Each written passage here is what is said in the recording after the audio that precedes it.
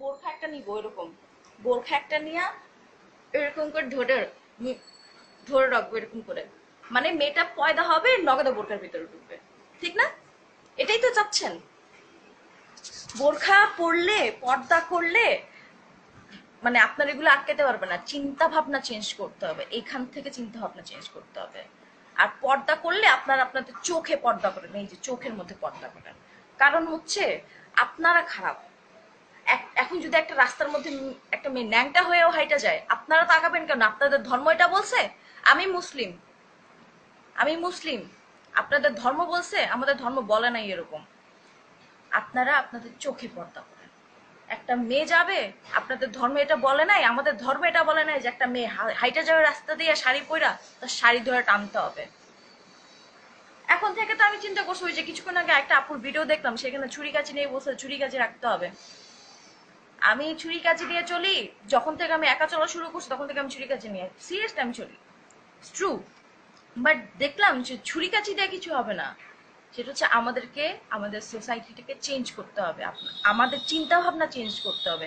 একটা মেয়ে হয়েছে দেখে আমরা মরে গেছি, পড়ে গেছি, ছোট হয়ে গেছি, অবলা নারী। No, we are not.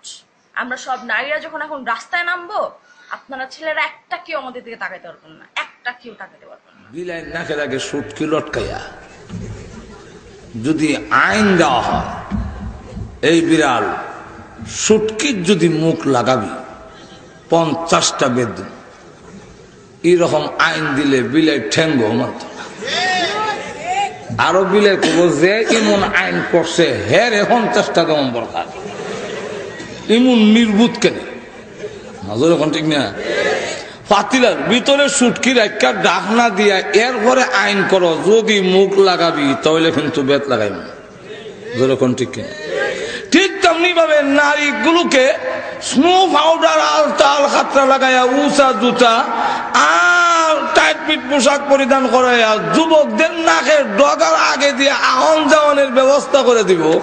এরপরে যদি আইন করে যুবকরা ধরবি না, ইফটিজিং করবি না, এটা যুবকের ঠেঙ্গ মানত না।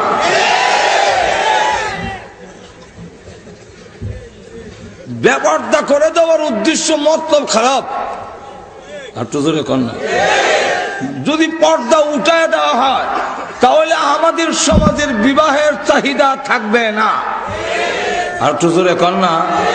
বিবাহের চাহিদা থাকবে না। যারা ইউরোপ নাই, বিবাহের চাহিদা নাই, ফ্রেন্ডশিপ, গার্লফ্রেন্ড বয়ফ্রেন্ড, যতদিন মনে চায় তা হয় হরবার যাবা।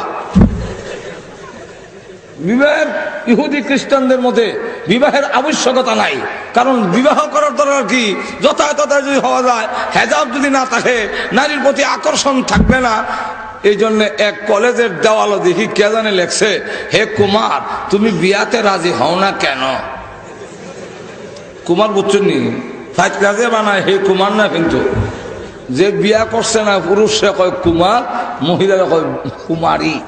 এখন হে কুমার তুমি বিয়াতে রাজি হও না কেন? কোন বাটফারে জানে আবার জবাব লিখে গেছে নিচে দিয়া।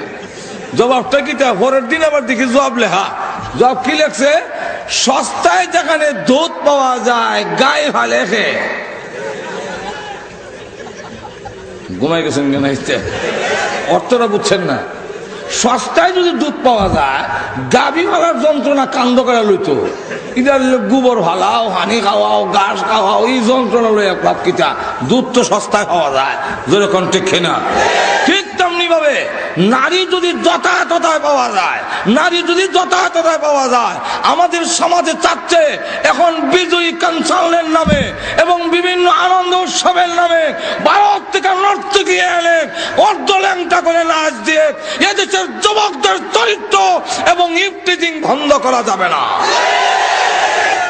এখন লক্ষ্য করে গিয়ে দেখেন, আল্লাহু আকবার, তো যদি পর্দা না থাকে, নারী যদি যথাযথতা পাওয়া যায়, তাহলে যুবকরা নারীর বোঝা কাঁধে নেওয়ার আবশ্যকতা থাকবে না। আর তো জোরে কম। আর এটা থাকবেই, এটা মানুষের চরিত্র, এটা কইলো কাম হইতো না, অটোমেটিক আইন দিল দেবো। মানুষের কিছু মজ্জাগত জিনিস আল্লাহ দিয়ে দিচ্ছেন, যেমন আপনার কপালে যদি খাদ্য নিয়ে ধরে ঘুমোতে দেখবেন আত অটোমেটিক যায়, আপনি ঘুমো আর যায়, আজকে কখন লাগে না খাদ্য দেয় যেরকম ঠিক কিনা। আমি মুখের মধ্যে যদি তেঁতুল দিয়া আপনারা সরকারের সামনে কিছু জিব্বা টাক্কর দেই, অটোমেটিক আপনার মুখে হানি উঠব। অনেকের তো মনে হয় উঠে গেছি কি। এখন যদি কেউ হয় আমার উঠে না, তো এটার মত অর্থ দুইটা।